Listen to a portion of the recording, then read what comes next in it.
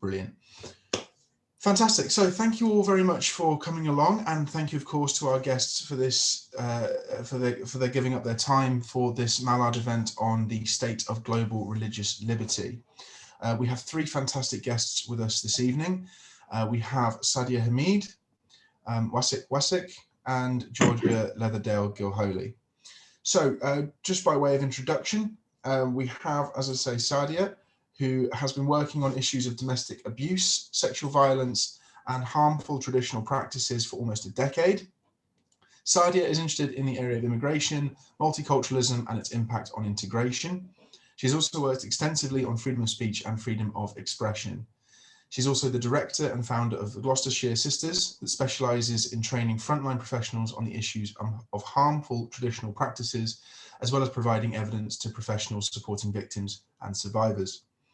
And finally, of course, Sadia is also the co-director and founder of 4 Freedoms, that advocates for 4 essential freedoms inspired by Franklin Delano Roosevelt's speech, that being the freedom of speech, freedom of and from religion, of course important for us this evening, freedom from want, and freedom from fear. Sadia, thank you so much for joining us this evening. Thank you for having me, Jake, and thank you for inviting me. It's a pleasure. And of course, we also have Wasiq Wasiq, who is a trustee for the charity Muslims Against Anti-Semitism. Wasiq is a prominent columnist who writes on matters concerning academia, law, and terrorism. In relation to this, Wasiq has appeared on national and international news and radio to discuss such matters. Prior to this, Wasiq worked in education for 10 or more years. Wasiq, thank you very much for joining us. Thank you very much, Jake, and thank you to the Mallard for putting on this extremely important event. Fantastic, thank you so much. And finally, we have Georgia Leatherdale-Gilholy. Georgia is an assistant editor at the Mallard, but is also editor-in-chief for UK-based volunteer group Foundation for Uyghur Freedom, and a contributing writer on global religious persecution for the Mirror magazine. Georgia, thank you very much for joining us this evening. My pleasure, of course. Fantastic. So just to reiterate for the layout of this evening, I've asked each guest to prepare a short, roughly 10-minute talk on the topic of global religious liberty in 2021. We'll proceed with Sadia first, as long as that's okay with Sadia. And then we'll go with Wasiq and conclude with Georgia. Then at the halfway mark, we will open up to a Q&A. If you have any questions in the meantime, whilst anyone is talking, please, of course, send a question in the Q&A function. I will make a note of any questions and make sure they're asked promptly. But of course, if you have any questions once we get to the halfway mark and you want to ask them, you are welcome to also raise your hand and speak. Bearing in mind, of course, this is recorded, so you are welcome to do that if you feel comfortable to do so. So, without any further ado, I'll happily hand over to Sadia. Thank you, Jake. And as I said, thank you for organising this event, and to those of you that have joined us to listen to us speak this evening.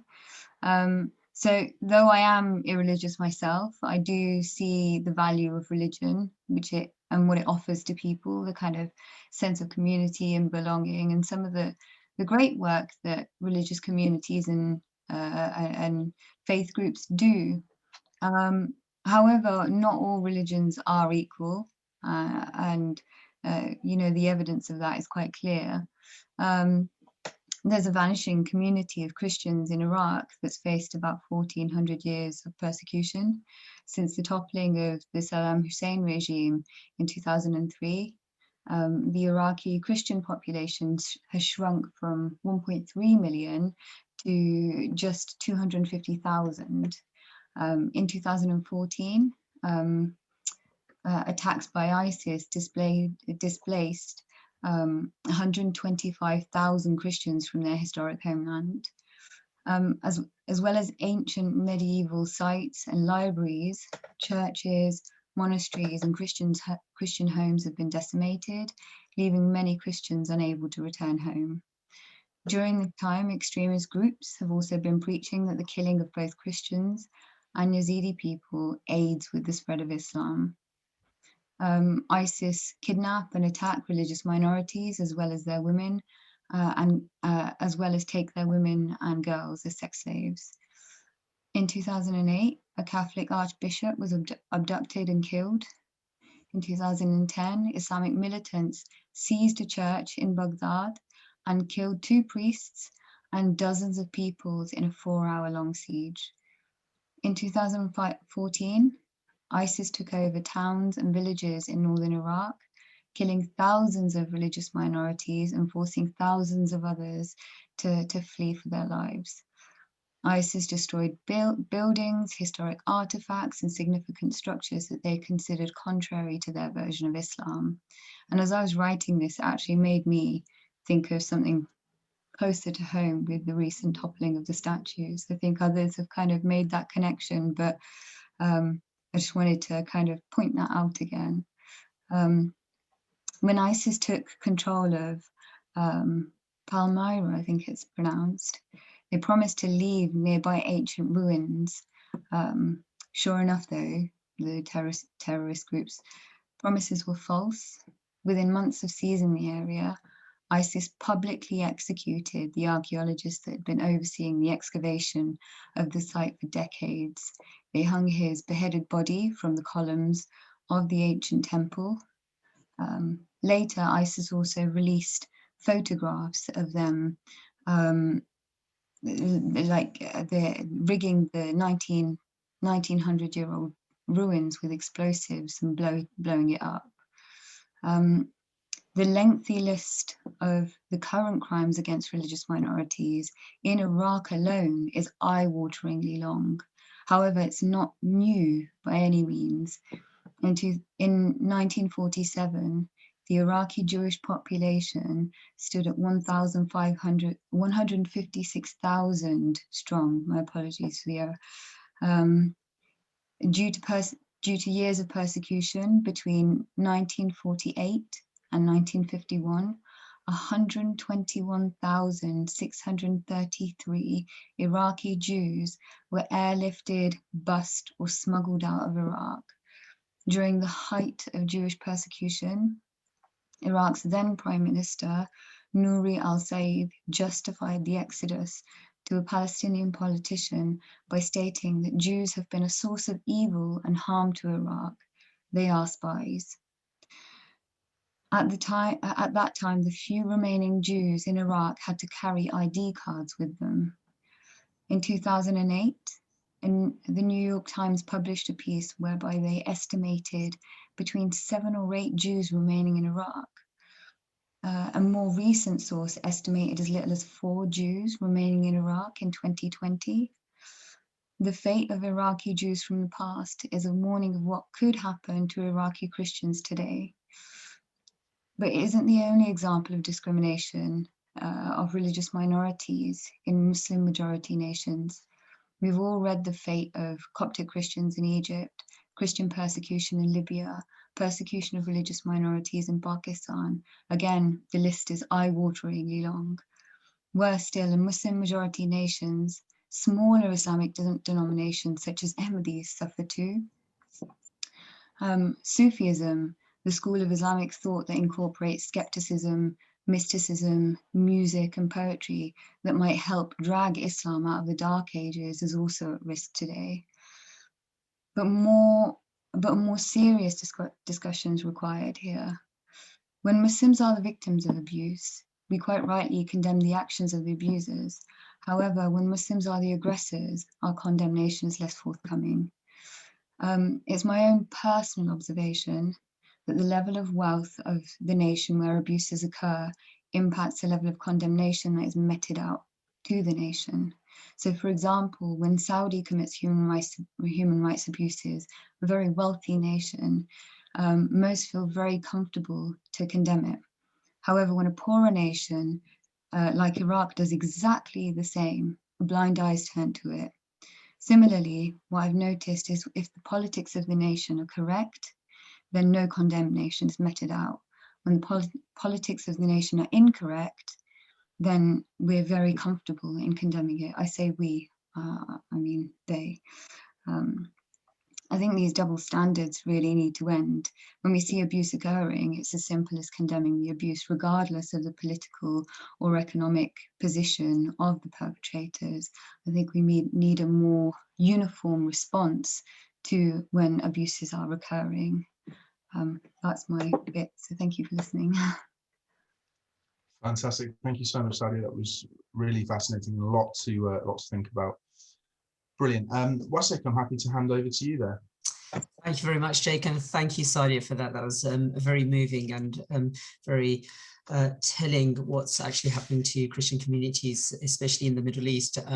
So I am a trustee for a charity called Muslims Against Anti-Semitism, and what we do is we try to tackle anti-Semitism within the Muslim communities, and as Muslims we try to tackle anti-Semitism outside of it. So it's very much Muslim-centered, because we feel like Muslims need to do a lot more to build those links back with Jewish communities. And it's on that theme that I'm going to be discussing tonight's topic, which is the state of global religious liberties and in regards to Jews. So just to go through this. So Jewish communities around the world face a polyphonic threat, and the theme that I'm going to be looking at is how that polyphonic threat is composed and how that actually impacts on Jewish communities.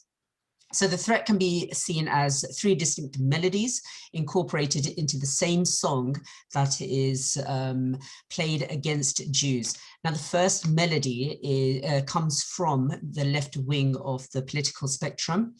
The second melody comes from the far right. And finally, the third melody comes from Islamist extremists. And all three melodies actually work in tandem with each other to create this song that goes against anyone who's Jewish or an ethno-religious, has that ethno-religious identity. So just to first move on from this, we first need to define what anti-Semitism is, because without that framework, it's difficult to actually work or discuss such a term. So the threat against Jews should be observed as anti-Semitism, and that could manifest itself as both violent and non-violent in nature. The International Holocaust Remembrance Alliance, the IHRA, has a working definition and is probably the most credible definition that we currently have for anti-Semitism. And they define anti-Semitism as a certain perception of Jews, which may be expressed as hatred towards Jews. Rhetorical and physical manifestations of anti-Semitism are directed towards Jewish or non-Jewish individuals and or their property, towards Jewish community institutions and religious facilities. So that's quite a comprehensive definition, and it's the most credible one that's being used. And I know that there's some others that have just come out recently that are quite problematic, and it's probably not the right place now to discuss it, but this is the definition that we will be working on today. So now, to look at these three distinct melodies, let's take the first one, which is the left-wing threat against Jews. So Hope Not Hate, which is an activist group, actually splits the left-wing threat into four overlapping camps. The first is violent and pro-genocide, anti-Semitism, or outright Holocaust denial. So that's, you know, as I say, it's denying that the Holocaust actually exists. The Institute for Strategic Dialogue, a think tank, actually released a report last year on the concept known as the Holohawks. And in there, it showed how social media companies were failing to tackle this and how that was impacting Jewish communities. The second overlapping camp is left-wing people who engage in conspiratorial anti-Semitism and use anti-Semitic tropes. And so we saw this with the Labour Party, unfortunately under the leadership of Jeremy Corbyn, where he himself was embroiled in promoting some of these tropes, or at least accused of, and I think it was just beyond reasonable doubt that it was the case. And some of those tropes are, you know, Jews run the world. They run the banks, the media, corporations, and everything like that. The third overlapping camp is left-wing activists who use anti-Semitic language when discussing issues relating to Israel and Palestine. Now, this issue is an ongoing issue, very sensitive and contentious issue, and it's very emotionally charged. So a lot of people who do engage in it do end up becoming very emotional in their language and fall into that trap, whether consciously or unconsciously, where they're regurgitating anti-Semitic tropes. And then the final group, which is the largest, which is basically gaslighting that anti-Semitism either exists or is not at the level that it's being reported at. The next melody that I'm going to be discussing is far-right threat against Jews. So that can manifest itself in a number of ways. So in recent years, the far-right have actually innovated in the way that they attack Jewish communities, and they're using social media very intelligently to do this. So the Community Security Trust, the CST, they produced a report in 2020 called Hate Fuel, the Hidden Online World Fueling Far-Right Terror, and that highlights how they do it. So for example, they use 4chan, BitChute, Gab, and Telegram, which are very unregulated social media platforms to promote thousands of violent anti-Semitic videos, memes, disinformation, and content such as that. The purpose of that is to steer people away from mainstream social media like Facebook, Twitter, Instagram, because those are, to an extent, regulated, and you can actually make reports on and if successful, content can be taken down.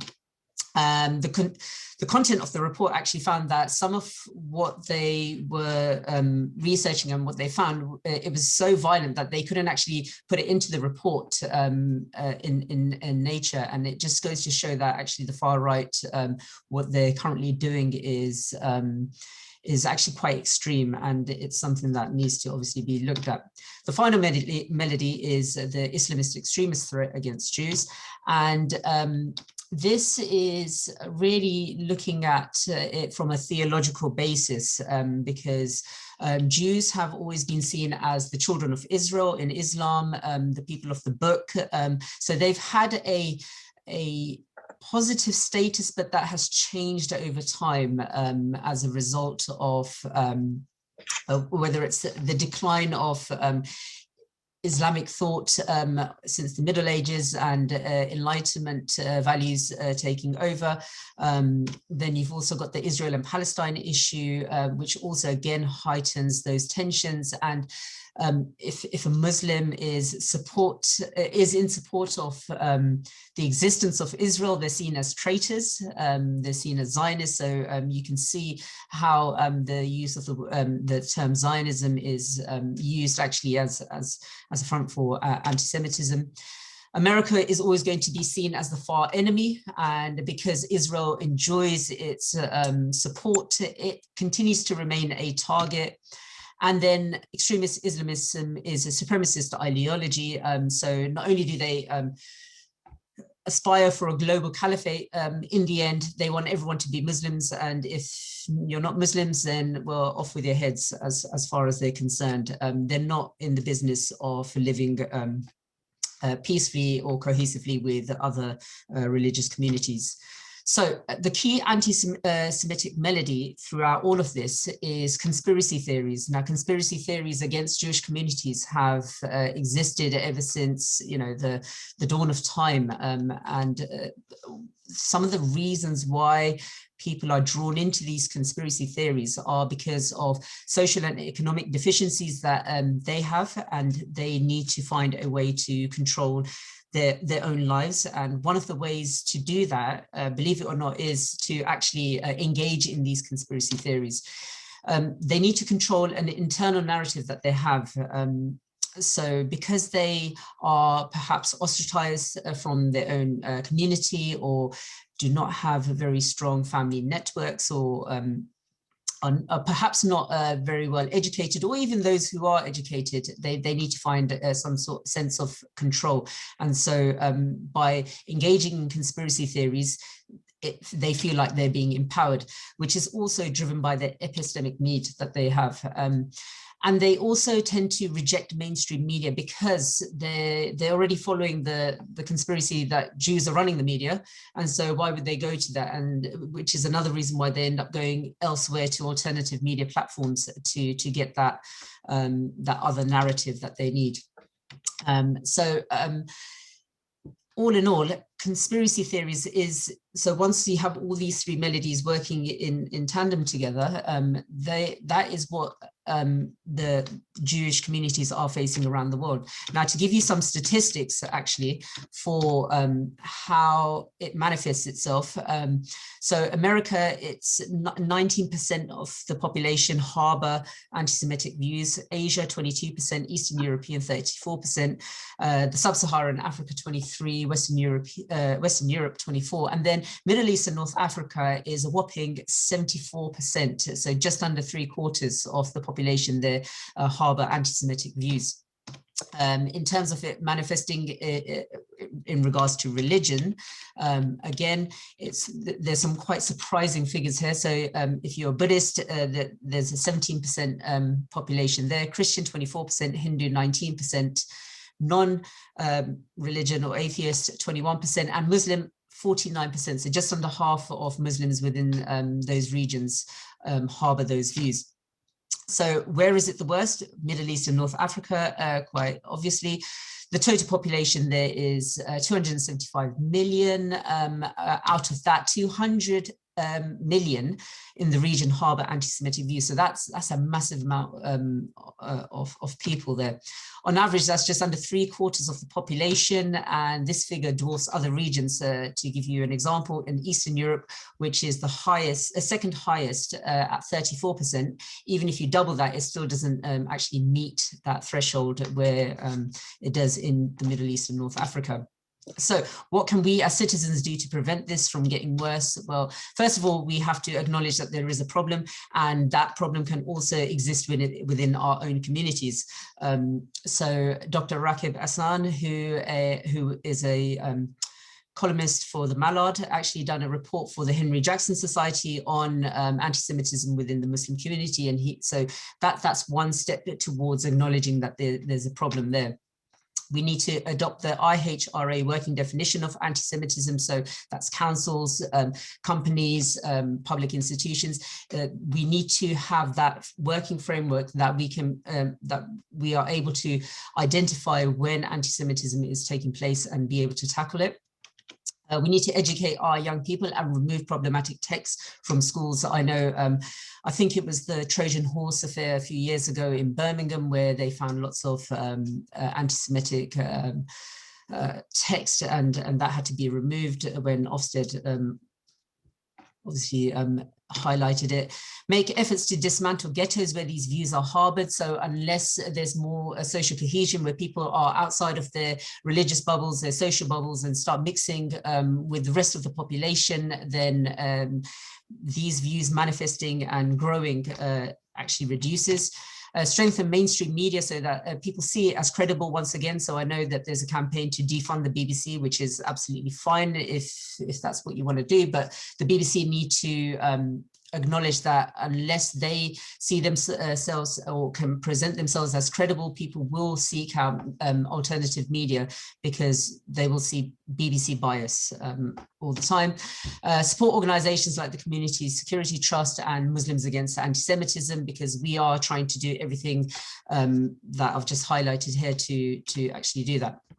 So to conclude, to change the song, we need to change the key the music is being played in. So the current key is C, not C major or C minor, but conspiracy theories. And once we've removed that, we start composing a new song, one that offers hope, solidarity, and social cohesion for Jewish communities around the globe, around the world, and one where we can all sing and play together.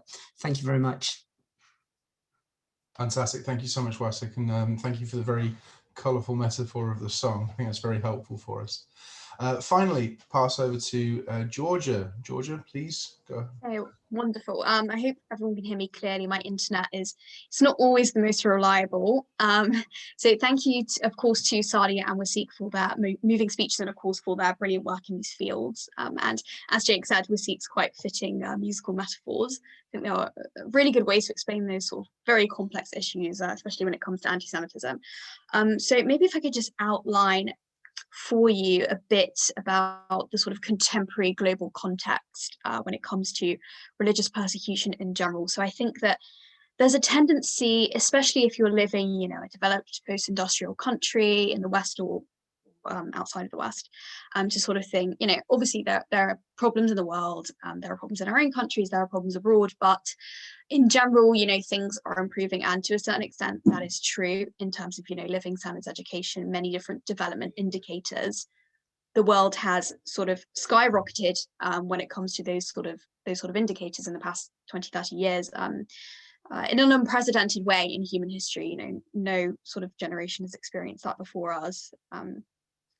But when it comes to issues of political and religious liberty, things are not necessarily moving in the correct direction. So the Pew Research Centre, I'm sure everyone's heard of Pew, it's sort of the gold standard for global statistics research, surveys, that kind of thing, based in DC. So their report, which was released in 2020, using figures mainly from 2018, of course, we can't sort of say, okay, this exactly replicates the situation right now in 2021, but there's not necessarily reasons, especially with some of the trends in authoritarianism we've seen over the past year or so, with some relation to the COVID restrictions in various different countries. There's no reason to believe that the situation's improved. So I would, estimate that it's probably sort of the same or worse. So this report essentially concluded through many different sources that the global median level of government restrictions on religion, so laws, policies, and action by officials that impinge on religious beliefs and practices, have continued to climb, and they've reached an all-time high since Pew began recording these trends in this certain way since 2007. And so Christians come along as the most persecuted religion worldwide, which I'm sure is no surprise to anyone who is sort of versed in these issues to some degree. So Christians, they face harassment in 145 countries, and Islam comes in second in terms of global persecution, with around 139 countries where they face harassment. In terms of this sort of definition, I mean, you could say that probably every single religious group experiences some kind of discrimination or harassment. But I believe that the Pew definition is sort of it's either referring to a high level of cultural hostility and a high level of sort of institutional bias in laws, in policies, as I sort of explained a bit earlier. And then Islam is both perpetrator and victim, as Sadia sort of quite aptly explained earlier. So Sunnis and Shiites routinely target each other along with Christians and members of other minority faiths within those lands. And Judaism trails at around 88 countries where they experience a high level of persecution. The only thing I would say is that, of course, that's sort of taking into account really, Europe, North America, Israel, certain other areas where there are Jewish populations. But of course, something that Sadia and Wasiq both picked up on is that the Jewish population was a very sizable minority across the Middle East, but that changed in the 1940s when sort of a great wave of persecutions happened alongside the Declaration of Independence of the State of Israel, and many Jewish communities were forced to leave their homelands. I believe the sort of figure is 800,000 to 1 million. And there are countries in the MENA region, obviously, of course, apart from Israel, which is a Jewish nation, where Jewish communities still exist, for example, Morocco. But places like Iraq, as Sadia was saying, there is no Jewish community. There's a handful of Jewish people left there. There's no, active synagogue. There's no community. It doesn't exist. And so if I have time, I really wanted to sort of hone in on 2 case studies when it comes to religious persecution. So I wanted to zoom in on, of course, China, one of the rising global powers today, as an example of really state-led, centralized, bureaucracy-led, legal-led persecution in terms of sort of, a secular modern state. So there are, of course, many, intolerant theocracies across the world that sort of combine I guess, more sectarian radical religious beliefs and persecution of other minorities, or rather other faiths, and ethnicities, etc. China is a tricky one because the government is officially atheist, and it is militantly so really in its policies. So almost all religious groups in the region, including sort of native, philosophies and religions, do face persecution to varying degrees. Ultimately, it is kind of that sort of raison d'etre type approach that, was common in former powers such as the Soviet Union, sort of, okay, you can have, your faith or your community if you cooperate with us and if you are not an active threat to us. And of course, for a start, that's obviously quite fuzzy because they're defining what's a threat.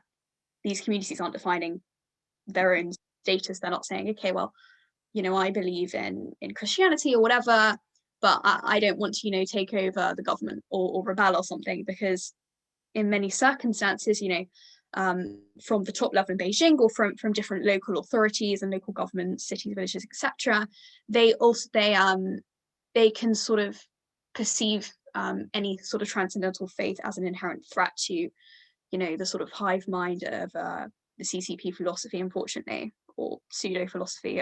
I would rather say that. And so, even today, there's been reports of recently 181 members of the Association of Disciples members being arrested in a certain region of China. And this is, if you're not familiar with the name, it's sort of a small Christian group in China.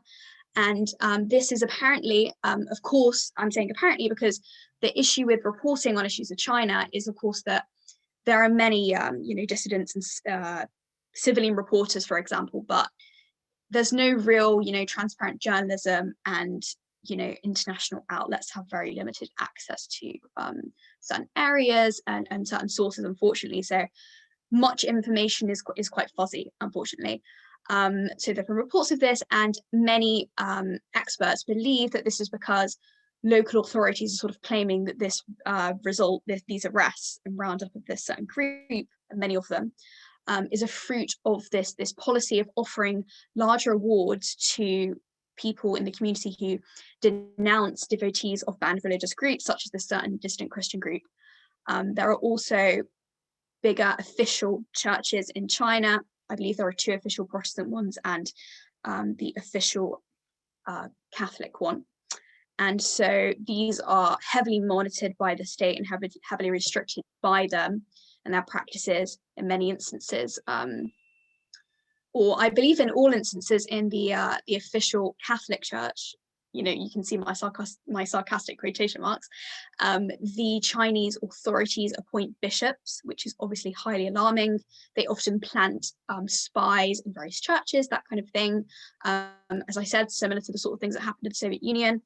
And then there is the case of the underground church. So these are often people who do still formally identify as, say, Catholics or, Lutherans, and there are official versions of those churches. But because of the restrictions in place on those established churches, they decide to sort of pursue things in an underground way. They often have, they have churches built on sort of unapproved land in rural areas, or they'll have secret chapels in their houses, almost mirroring sort of priest holes in a Reformation England or something like that.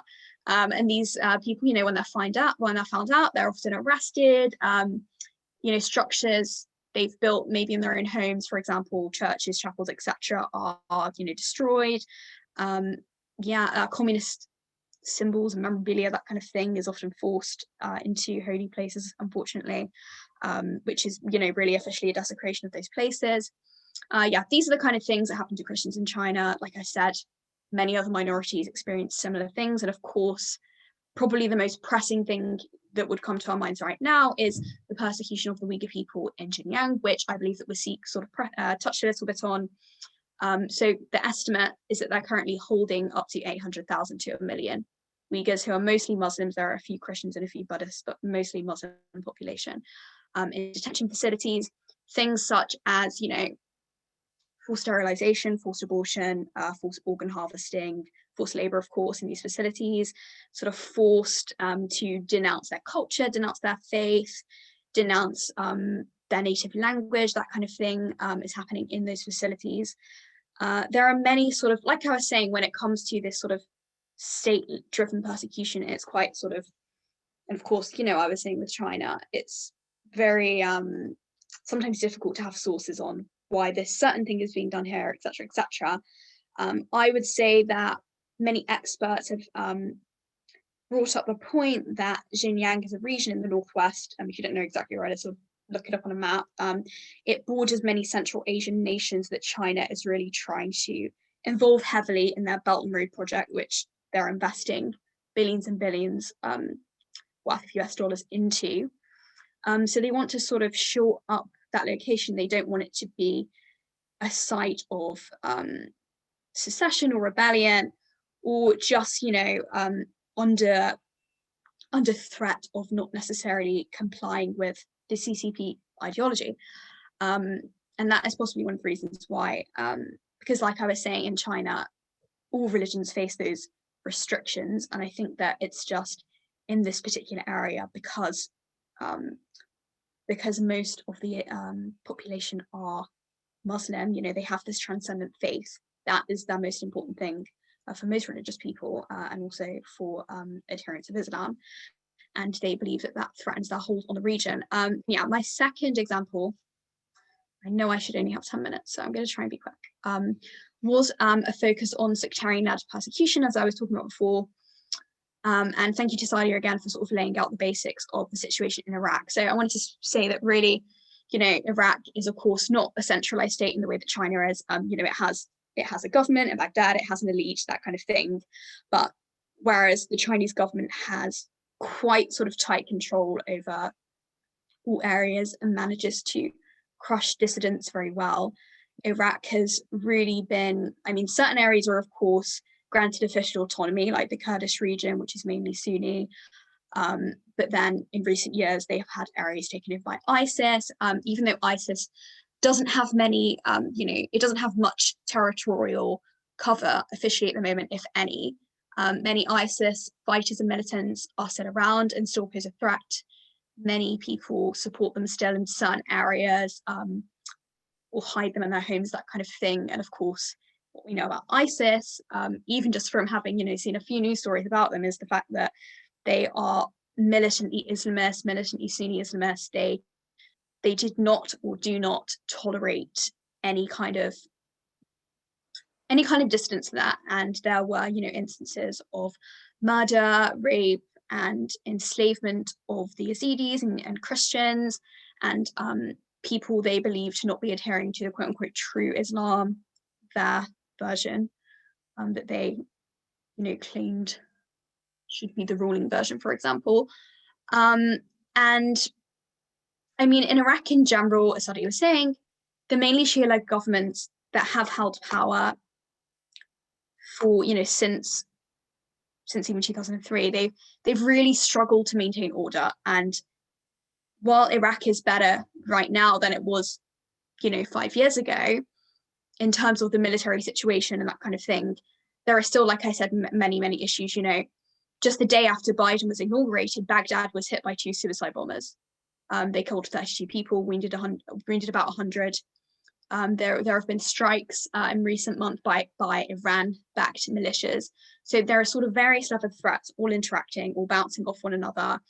And this, of course, impacts the various religious groups that live there, because they, you know, various groups that are controlling different regions will have various levels of toleration for them.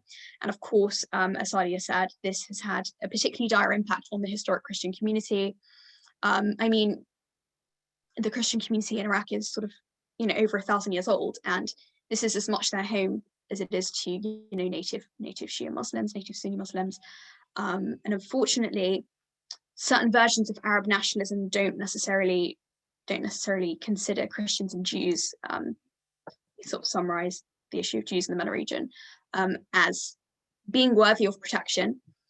Certain versions of Islamist interpretations of government do, because they believe that, you know, Jews and Christians are people of the book, they deserve certain rights, but they mustn't you know, sort of rule over Muslims.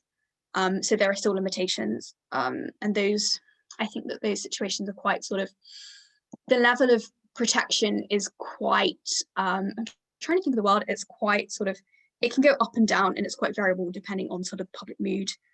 Even throughout sort of these time periods that you might romanticize as sort of the golden age of Islam, etc., there are still sort of intermittent pogroms, instances of violences against Christians, Jews, and of course, I guess the elephant in the room is the fact that there were many sort of pagan religions in the region, and in the Sharia idea of a nation, they cannot be permitted at all. They must be, I believe, certain interpretations, they must be killed or forcibly converted, that kind of thing.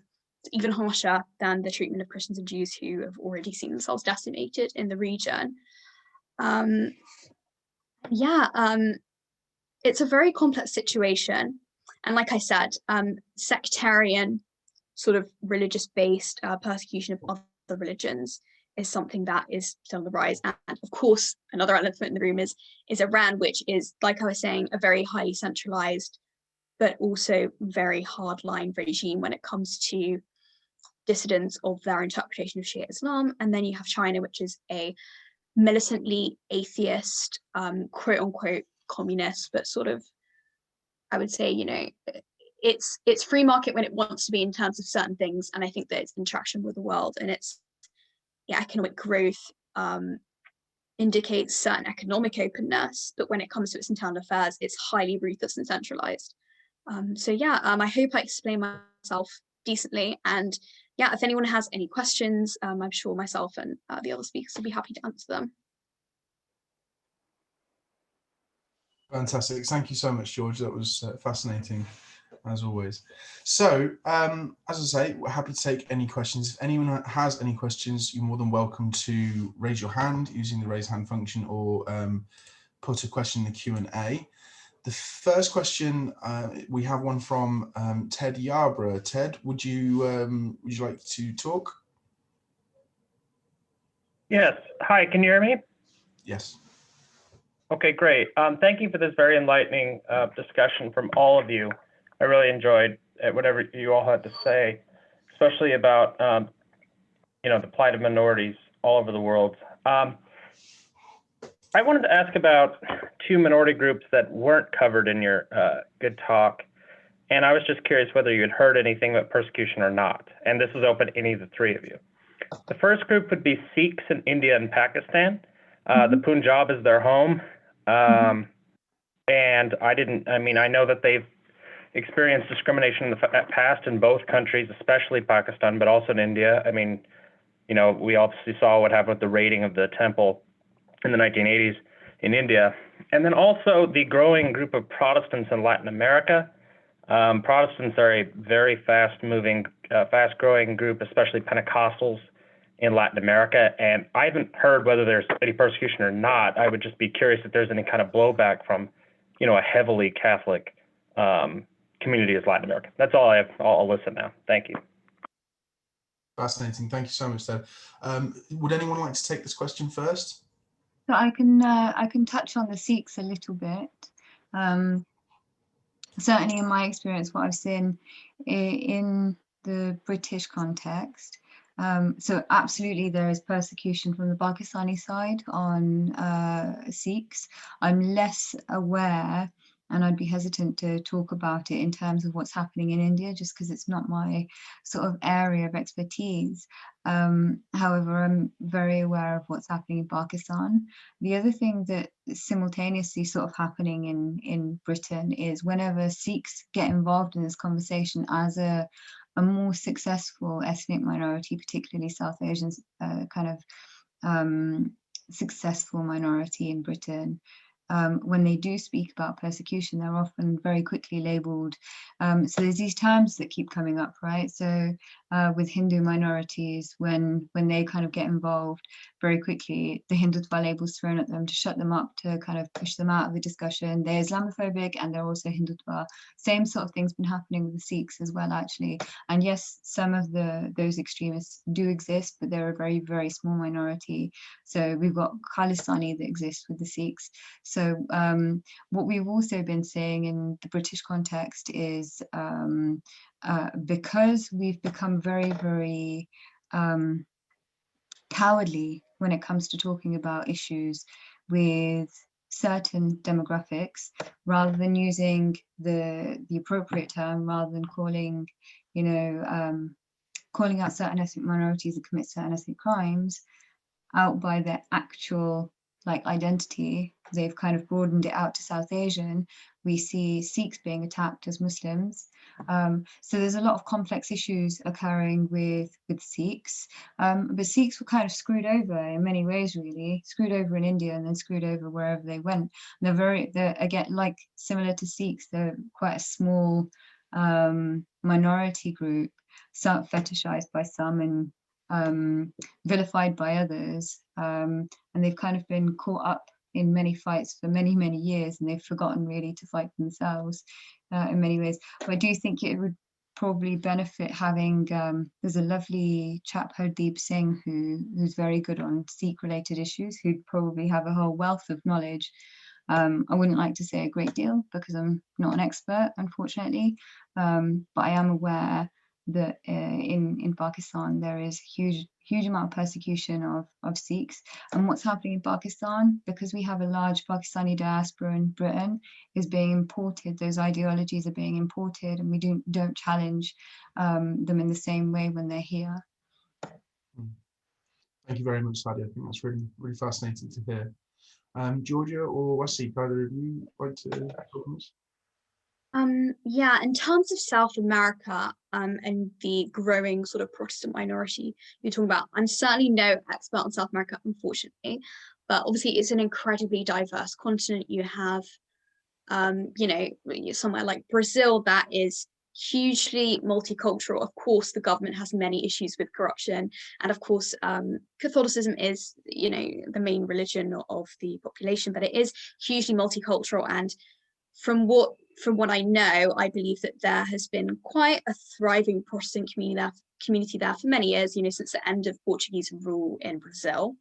I think that possibly when it comes to pushback, I can't speak for all Latin American nations, of course, but probably the issue might be a bit more sort of cultural, or depending, you know, on the family. You know, if there's like a super Catholic family and, you know, their son converts to Baptist Christianity or something, there could be some hostility. I think in general, probably, you know, governments like Argentina, Brazil, etc., that do have massive issues in terms of corruption and, you know, intermittent military coups. Not so much in recent years, but in recent history within living memory, I think that the situation is probably less drastic in places like Iran and China, but I think that restrictions on faith have played a part in that in certain eras. Probably if you're looking for somewhere that's strict in terms of religious liberties in general in Latin America right now, you'd probably have to look at Venezuela, where there is a large Protestant minority and a Catholic majority, but the state, of course, is a quite tyrannical socialist one, many economic problems, but apparently they still have the resources to politically and religiously silence people, unfortunately. Thank you very much, Georgia. Wasiq, would you like to talk on the topic? Yeah, I can touch on the Sikh issue. Unfortunately, I'm not an expert on the South America context, but in terms of Sikhs, unfortunately, they have been persecuted, and in terms of that persecution, one of their goals has been to have their own nation state, which is Khalistan, and based on the Sikh principles. And it's unfortunate that they've not been able to achieve that, because if you look at Pakistan, that was built on the Islamic principle. In fact, it was the first country to be created in the name of Islam. And you've got India, which is currently run by Narendra Modi, who has his Hindutva gang, which are essentially the Islamists of Hindus, unfortunately, and so these Sikhs are just, you know, they just seem to be in between a rock and a hard place, and they're just not really getting anywhere in terms of setting up their own kind of a state based on the Sikh principles, the Sikh values and everything like that. So there is almost a systemic threat that is posed against them, that they will never get to have something that the other two main religions actually enjoy in that area. Thank you so much. That's fascinating to hear. We have a question from a Trisha Roth, who asks, have religious minorities ever had full equality in Muslim countries? Before we get into the question, I just want to say we will have to finish at the past mark. Because I have my own engagements to get on with. So this might be the last question that we ask. If we have time for another, then obviously we'll address that. But that's one thing to bear in mind. So would anyone like to take that question first? I mean, sorry, the idea of equality in the Western sense, I believe, has never existed in the Islamic world. So the question itself isn't necessarily the right one for the context. There have been sort of ebbs and flows in terms of the public mood and the mood of political elites in Islamic countries, where Christian and Jewish and other communities have had a bit more freedom and thrived a bit more, had a bit more integration and interaction. There certainly have been positive developments, but no, Western equality, whether that's equality of opportunity or equality of, I guess, institutional access, that kind of thing, perception of it being so among the general public and the elites has never existed, because it is, in many ways, it's a fundamentally Western idea. So why would it have? And that poses its own challenge, I think, because there is this hostility in Muslim majority countries to Western ideals and Westernization. Portraits of emasculated men who are obedient to their wives are often drawn out in order to prevent Westernization. There's a very kind of prejudiced view of anything that is Western, and actually, again, that too has been imported over, that kind of hostility to Western sort of ways of living and ideals and conducts and such. So that anybody that has those sentiments is often bullied, belittled. There is no incentive for that. I mean, the Ottoman Empire is often kind of cited as the most progressive, but during that time, as a religious minority, you had to pay a tax, the jizya tax. So there was not, there wasn't equality in the sense, as Georgia said, there wasn't that kind of equality that we would see in the Western world ever in the Islamic world. I don't know if Wasiq knows of anything different, but I'm certainly not aware of anything.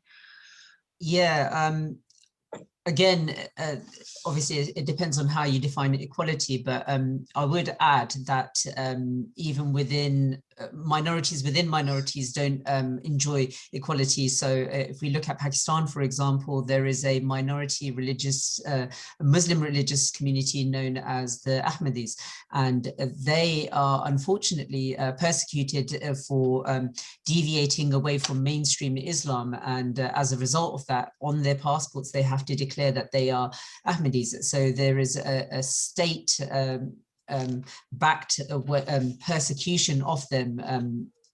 The same with the Shias. So it's not even just the case that it's non-Muslims who are not being treated equally. There are those minority Muslim groups within the mainstream Islam who are also not treated equally. And of course, women who technically aren't a minority, but they certainly face many restrictions and many, I guess, Islamist regimes. Yeah. I think this is a crucial point, though, Georgia, because what we're not seeing in the Islamic world in any way is that equality, not just inter-religious or, you know, between various ethnicities and such. I mean, some Muslim countries are racially and ethnically very, very homogenous, but there is that religious diversity. We're not saying it with that, but we're certainly not even saying it with women, homosexuality. And something that I do want to highlight actually is what we do see is the utilizing of other ideas to ensure that further abuses of, say, homosexuals or women can continue. You know, I really strongly believe that we have in Britain Islamists jumping on things like the trans ideology because it facilitates the further abuse of women through progressive channels, and homosexuals through progressive channels. So it's a fantastic thing to jump on the back of in order to continue their very, very conservative, not very conservative, I'd say, fundamentalist ideas about you know, women and homosexuals. They're not in any way you know, LGBT friendly, they're T friendly because it permits them to continue their persecution of women and homosexuals. But I realize that's taking the conversation in a slightly different direction. Well, no, thank you. I think that is one thing to bear in mind. And if I may make my own comment at the end, I think the point of Western institutional equality is extraordinarily important to raise as a problem, especially because even in Britain, technically speaking, institutional equality doesn't exist. The highest possible office of the monarch has to be Anglican. So of course, technically, no religious minority can become monarch in Great Britain under our current system. So to wrap up there, I think that's a really fantastic discussion, especially at the end there when you guys are speaking to one another. I think this has been a really great discussion. Thank you all very much for the talks that you gave. Really fascinating stuff that I hadn't heard before. And we will be putting the video on our YouTube channel very shortly. And I'm sure for anyone in the audience that has any questions that they want to direct to a specific person, I'm sure they'd be happy to answer those questions via social media on Twitter or anything similar. So thank you all very much. I'm going to finish the call here. And thank you. Thank you. Thanks everyone. Thank you. Thank you. fantastic. Have a good evening all.